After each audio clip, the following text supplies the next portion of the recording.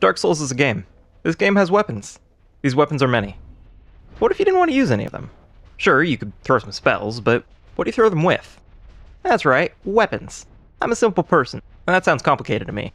Sure, you could just throw things at enemies, but there are what, like 5 different throwables? That's more than 4!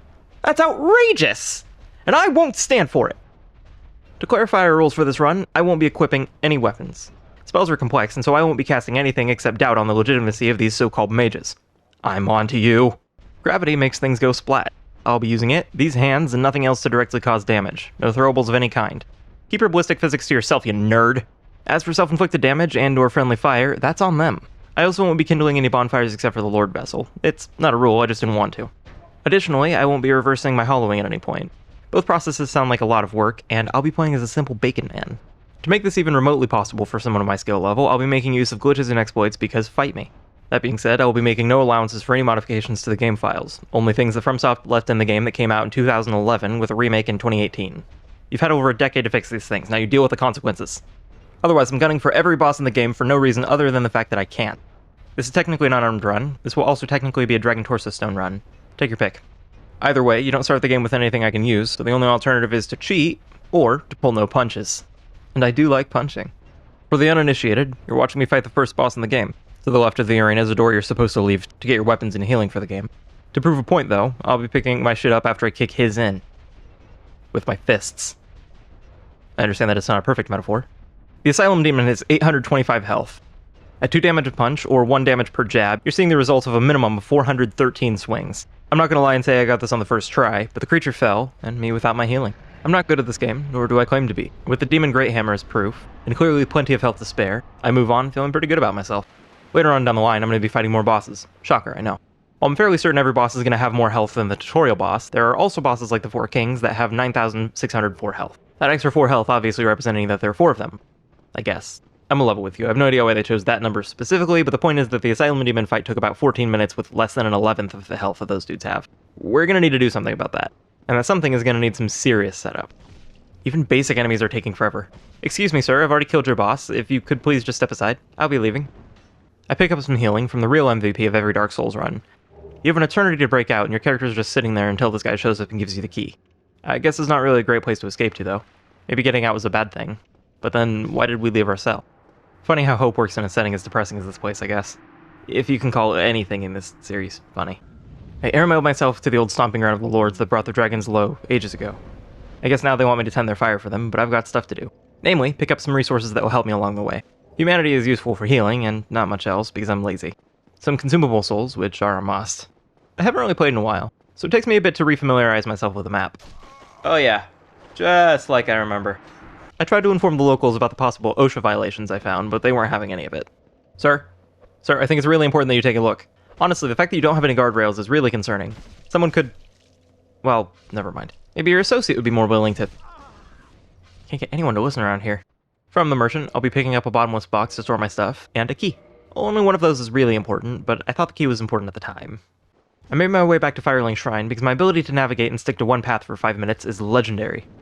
Legendarily bad, but legendary nonetheless. An elevator brought me down to a place full of sad people and ghosts. A lot of ghosts. But I'm not dealing with that right now. I used the master key that I started the game with to go to one of the most universally hated places in the game because it somehow has the easiest to access item of its kind in the entire game. This went as well as anything else this run. What asshole didn't send the elevator back up when they were done with it? Karma finally caught up to you, I see. On the second take, I was able to get to the bottom and find my prize, a single scale.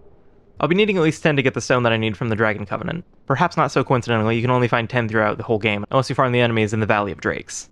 They have 1,152 health, and about a 5% chance to drop what I need, meaning an average of 1 every 20 fights on an enemy that it can nearly one-shot me.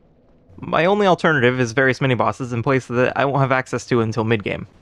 They're not immune to falls despite having wings, but then I can't collect anything they drop, so that's moot. I decided to favor being able to complete this run before I pass from old age, so I'll be taking my own route. On my way, I decided to say hi to an old dragon, but I think something got lost in translation. I tried to slip by... Holy shit, that hurt. Close but no cigar, you barely flying rat. I go through a stroll in a weird-looking garden, and it takes me to a friend of pretty much any run. Even this one. I figured I could have him help, even if he's not working on armor or weapons for me. What does he do for this run, then, you might be asking? Well, he's going to be supplying me with a longsword. What the hell do I need that for, you might be rightfully asking? Simple.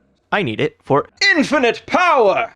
I miscalculated my pathing a bit, so I first activated the shortcut from here to Firelink. Then I made my way back to the Undead Burg. Not super helpful, but intended paths are dumb, so I'm gonna just head out. With my current damage output, this one jump saves me probably a good couple hours of ramming my head into a wall. I then save and quit to reset the enemy aggro, which probably didn't amount to a lot because I'm bad at games. This allows me to access the ladder that takes me back to the Undead Burg. Seems redundant, but those familiar with the game are almost definitely familiar with the Dragon Bridge Soul Farm. I'm gonna just use this for a hot minute. The dragon tries to burn me, burns enemies instead, and I loop this a handful of times to get the souls I need for my stuff. Real quick, I stop by a merchant to buy 999 arrows, which I'll never shoot. I make my way back to Andre, where I'm going to eye up some more arrows. If I press the bottom face button to buy them, and also switch to the weapon menu using my mouse right after, it opens up the amount menu that you normally only get with arrows. The timing is tight, but the game thinks I'm buying 999 swords at once. You can't normally do that, and you'll notice that I now only have one in my inventory. That sword is a bit bugged. It now weighs as much as the full stack, but you can't stack weapons. From there, I fool him into thinking I'm going to buy another longsword, but you can't have 1,000 of something in a stack. The silly bastard never saw it coming. I backed out of the deal before it could go through and opened up my system menu. If you hover over Quick Game, swap to your inventory, and then hit the bottom face button in quick succession, you get two menus at the same time. I used this to test that everything is working. I scrolled down to a small soul item and selected the drop option with the mouse. Hitting down on my controller gives me a negative value, and I drop a negative amount. This is likely due to something like integer overflow. Computers can't count forever. So when they get too high, they loop around to negative numbers. Because I'm subtracting a negative number from my inventory, I'm actually gaining the absolute value. Hell yeah! Now that I know it's working, I do the same with my dragon scales to get all that I'll ever need and then some. Then I pull out another Trixie. Infinite souls is nice, but using all of these would take ages. What if I could turn 1 into 999? By opening the inventory menu to drop the maximum number of arrows, I can then open the brightness settings and swap back to my items to find the item I intend to use. Hover use, and default using my mouse, and accept the default brightness with my controller. Instead, it'll let me use way more than I actually have of any given soul item. Easy as ripping millions of souls from the aether to be burned within the fire to strengthen my own mind and body. Best not to think about it. Time to make my way back to Blighttown and romp through a shit ton of poison, because Miyazaki is an asshole. Love your games, but why do you keep doing this to me? The series feels like Stockholm Syndrome. I make my way down a massive tree because Miyazaki seems to have a thing for trees in games. No notes on this one, I love the motif. Keep it up. But can we talk about the poison swamps, you raging ass? The Ash Lake doesn't really have much to give beyond spectacle, but look how gorgeous this place is. Also, that is one of the things holding on to a dragon scale.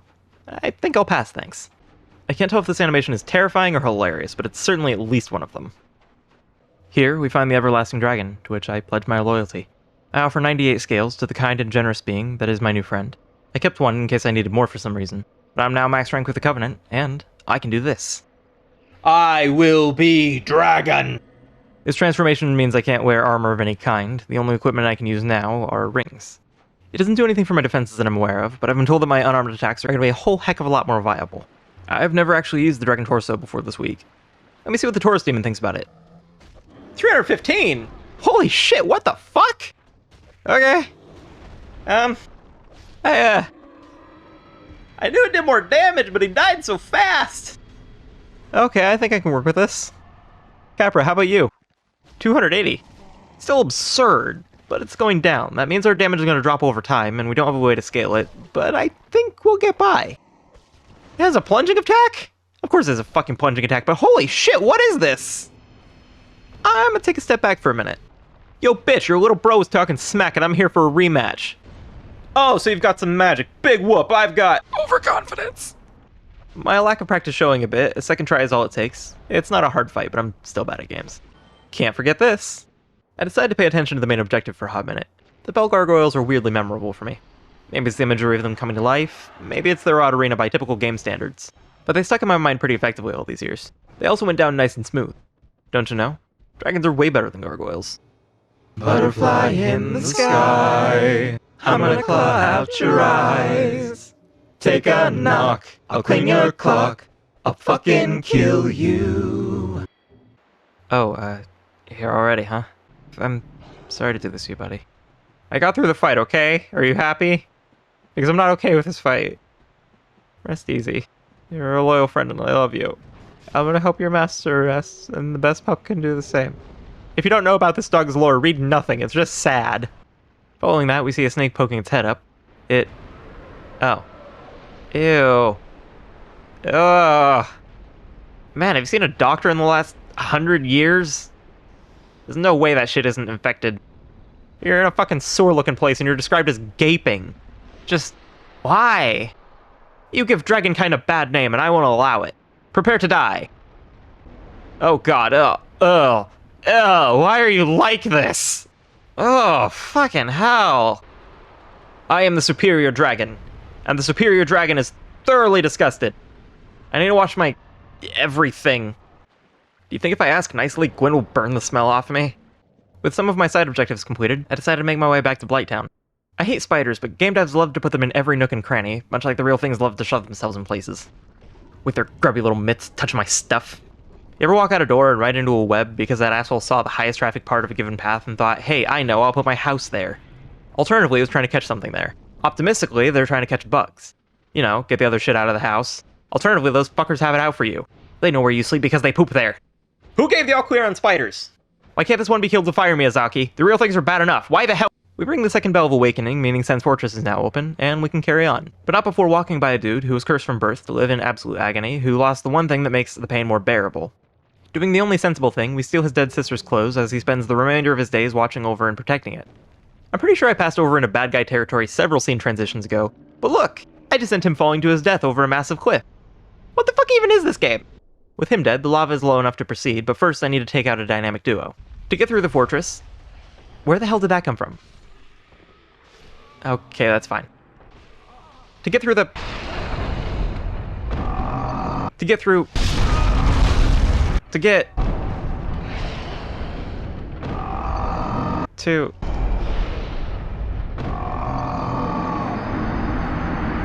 Oh!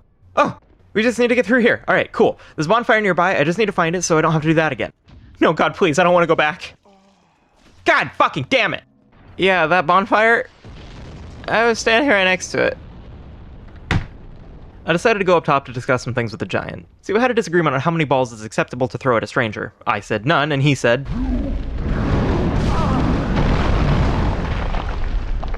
Then I went to fight an iron golem that sits outside all day, every day, and doesn't rust, because magic. Actually, in retrospect, it's animated with magic. The ability to move, see, fight, and so on is probably more technically advanced than stopping a chemical reaction on the surface. Oxidation likely doesn't mean much to wizards. Anyway, while I couldn't knock the boss down, I did knock the golem's socks off. In a metaphorical sense. I don't know if I had the literal socks under there, but I know it doesn't now. And I get taxied away to Anor Londo. Hell of a place. Shame my wings still aren't working, or I could have come here myself. I appreciate the lift though, guys. I'll have to get the next one. They'll let me fly eventually, right? The rafters go by shockingly smoothly. Almost as smooth as this. What an amazing painting. It's so soft that... It's like it's not even here. It's so realistic that I can almost believe that this is the rotted, but still sort of living upper half of one of my kin in front of me that needs to be put down. Almost. Listen, I don't want to do this, but you're on my hit list. This feels really bad from one dragon hybrid to another. I can't even make her visible. Honestly, I'm not sure why she's even a boss. Her lore pretty much just backs up that she just wants to be left alone here. Sure, she's dangerous, but what isn't in this universe? This run is making me feel like a monster. Good thing that was all in my imagination and I didn't just murder a bastard child who's banished for being judged for things completely out of her control, only to choose to accept her banishment in life, knowing full well how to escape, but not wanting to, because she's one of the nicer beings within the setting. Good thing, right? God damn these useless wings! Hey, come here. Heh, they fell for it. Alright, here comes the dynamic duo. The triumphing twosome. The big and the small who conquer all. Time to put their legend to bed while we bash their heads. I saved Ornstein till last. It's only fitting. Monster versus man. The dragon before the champion.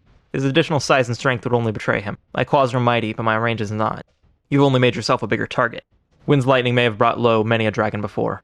But I am a new dragon. And this is the beginning of a new age, Slayer. At last, the Lord Vessel. Fast travel is finally at my fingertips. We place it where it shall remain, destined to house the souls of 4 great beings, opening the way to where I may do battle with the man who ended the reign of my people and began the Age of Fire. Along my way, I run into round 3. Sore loser, huh? Your brothers fared poorly. You'll perish just the same as they. The Chaos Flame burns out in this one, and we're off to see our first Lord. Right after fighting the Centipede Demon. What is with this boss gauntlet? It may look tough, but I found it shockingly easy to avoid, and with the lava resistance ring it was so kind as to drop for us, this demon was hardly another footnote. This particular area always felt really bad, like this whole thing was rushed. It's huge, but it looks like enemies were just copied and pasted everywhere. I think they also cleaned up the visual effects since I first played, but I remember the hardest part about this whole place was being able to see in the same room as the lava. That shit hurt your eyes more than your feet. Do you think they added the slide before the Bed of Chaos to give players something fun because they knew that the bed itself was anything but? In a game that prides itself on tough but fair, this just feels awful. On a related note, though, this is my first time fighting it in literal years, and whether or not you believe it, I did this on my first try with no cheese involved. Chugging a lot of Estus, granted, but still. Feels good to get this one out of the way. Also, as of recording this, it looks like the Bed of Chaos is the least defeated lord in this game as per the Steam achievements. Funny, but not surprising. Next up, I'm going underground to kill some bony boys. No. No. No. No.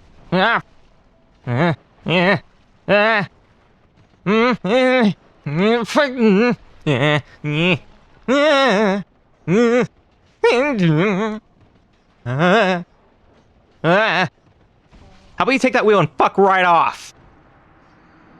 Oh, hi, Pinwheel. Can I go? I kind of need to do a thing. Okay, bye. Oh, whoops. Almost forgot the mask. I can't use it, sure, but what kind of monster wouldn't at least tell you that I got the Mask of the Father? And to my least favorite area in the game. I get that you're supposed to use light, but I'm not equipping weapons, like lanterns for instance, and I can't use armor, or cast spells. I'm committed to doing this damn near blindly, as much as I hate it. It could be worse though. The first time I ever played this game, I was even worse at games, and didn't know there were any light sources. What's worse, I had a really big glare on my screen the entire time I was playing. I don't actually remember my fight with Nito, because I mostly remember running in circles hoping for the best. Tried that a lot of times on loop, and somehow ended up succeeding. I love his design, but when you're fighting a boss you're designed to see, and just can't, it kinda doesn't leave much of an impression. How about you take that wheel and your exploding screaming heads and fuck right off? I eventually stumble my way through the Tomb of Giants. I'd show you all the times I walked off a cliff, but it's not like you could even see what was happening. Let me give you the full experience. I died. A lot. Happy? Anyway, we get back to Mr. Forgettable with his army of skeletons. After a couple of deaths, I best the plague-releasing asshat, and I'm able to move on with my life. How's it feel being re-dead, you fucking clown? I take a pit stop back in Anor Londo to fight Gwyndolin. I got caught out for a dumb mistake on my part, but in my second time fighting them ever, the dark sun shines no more. Does the dark sun shine, or does it... Alright, got a little lost along the way. Almost went to the green endless void instead. I'm here now, though, and ow, ow, ow, you're crushing me. Didn't anybody ever teach you about personal space? I do not consent to your weird-ass hugs. No means no. No. No. No, and fuck off. Bunch of creepy bastards down here. Oh no, Seath is invincible and I can't beat him. The travesty. What? This isn't where I last rested at a bonfire. How novel. I actually really did think the sequence was cool when I first played. Playing with expectations and all that. Holy shit, I did it! I'm flying! My wings are working! I can fly! Imminent fall, not with my newfound powers game. I am unstoppable! Hey look, shiny. Ah, is this yours? I hear you betrayed Dragonkind. You won't mind if I break the only thing protecting you. Part of me really wanted to cut off his tail, but this dude spins. And I really didn't want to restart this fight due to mild curiosity. After some light scratching, the traitor is no more. More of a spectacle than a fight, really. I was really worried that my limited reach might prove to be a problem, but a few lucky swings on the Hydra, and I'm one step closer to the DLC. Downside is I didn't actually know the other steps at the time. I've never actually done any of the DLC before. It's been a long while since I got to play through this game, and this is all new to me. So after some searching, I found the necessary golem to save Dusk, only to find out that I need to get a broken pendant all the way back at the Duke's archives. Backtracking! Okay, I killed the Hydra, I killed the golem, I got your pendant, can I start the... Shiny. What if I need to just stop touching things. This one touches back! With that horror show, I'm on to the Sanctuary Guardian. Seems quick, but not very tanky. Shouldn't be too hard. The specifics of how and when to dodge may elude me, but the Guardian does not. Might have been a struggle had they given it more health, but they're no match for my repeated slow scratches. On to the big man himself, the legendary Artorias. A relatively simplistic design, with lore literally oozing from his being. What's not to love? Despite this being my first time fighting him, gotta say I'm a fan of the character. He's one of the most interesting bosses in the game for a number of reasons. One of the main ones being that he can chain attacks in ways that other bosses can't. He can switch what he's doing at a moment's notice, and some of his attacks are a lot harder to dodge than others. His flip attack isn't so bad to dodge, but I struggled a lot with his double spin. The flip is a good opening, unless he stops after 2 flips to spin and take out a huge chunk of my health. My lack of range was never quite so apparent as with our boy here. A lot of my swings just couldn't reach him. I flailed in the air hoping he'd die for a while, but to no avail. I was experiencing some controller issues throughout the game. And I know it's bad form to blame your tools, but I found myself mashing the dodge button early. If the dodge had gone off when I pressed the first couple of times, I would have dodged too soon and taken a sword to the face. That being said, I watched my dragonling instead run into it with no dodges involved. I know I'm bad at games, but this fight had me questioning my sanity. The windows are tight, and I don't think I'm that bad at dodging. You've won, Artorias. Eventually giving in to my time constraints, I gave up. I gave up playing even remotely fair, that is. Where Estus fails, humanity prevails. I've got 99 full heals at my fingertips, and I've got 1 dead Abyss Walker. Rest easy, buddy. You've earned it. After a short conversation with my new giant friend, I watch as the black dragon Kalameet comes crashing down, and he may be a black dragon, but he's no Fatalis. His fight really isn't so bad as long as you play defensively, but he has a grab attack with the most headache-inducing audio I've ever heard in a game. I'm not gonna play it. My first fight with him, I took a lot of damage repeatedly trying to lower my volume on the computer, because that shit hurt. To make matters worse, I'd found an issue that I'd only sort of noticed before. While dodging felt a little squidgy from time to time, general movement didn't feel so bad. Except here. The best way I found to avoid his breath attacks was just to run from them and re-engage. But what happens when you can't run? Well, on several occasions in this fight, I found my character just walking, like a slow saunter away from the giant walls of fire. In case it bears repeating, I'm holding the sprint button. And while I can understand wanting to flex on this fucker, my head is killing me and I'm not spending any longer than I have to in this fight. Alright, Manus. I've heard about you for years. Time to bring down the Father of the Abyss while I fight this headache. Fuck, man, what's wrong with your dragon? He certainly looks imposing. That arm of his appears especially wibbly. And that is the technical term. I learned pretty early on that there are good places to stand and there are bad places to stand. When he starts to throw a tantrum, the bad place to stand is anywhere near him, it seems. I'm not sure why exactly, but he really didn't cast many spells. His attacks were hard for me to read with the amount of visual noise I was taking in, but they felt slow after everything I just went through. I'm not going to claim that this was the first attempt ever, but after some minor practice, he was shockingly easy. I guess fathers just have a way of letting you down. That brings us then to the end. Manus is what a lot of people call the true final boss of the game. I personally found Artorias to be a lot harder, but I digress. We're off to kill the final lord. The man, the myth, the legend, Gwyn himself. Oh yeah, I've got this. No weapons. No spells. No armor. Just man versus beast. And with that, the legend ends. The fires fade. The embers dim. A new age can begin. And the world is born anew in the dark. For now, though, I hope you enjoyed your time here. You probably already know how to use social media, and I hope that means we'll get to hear your thoughts now and on any future outings. Until then, though, remember to stay safe, spread some kindness in the world, and I hope that you have a wonderful, wonderful rest of your day. Bye-bye.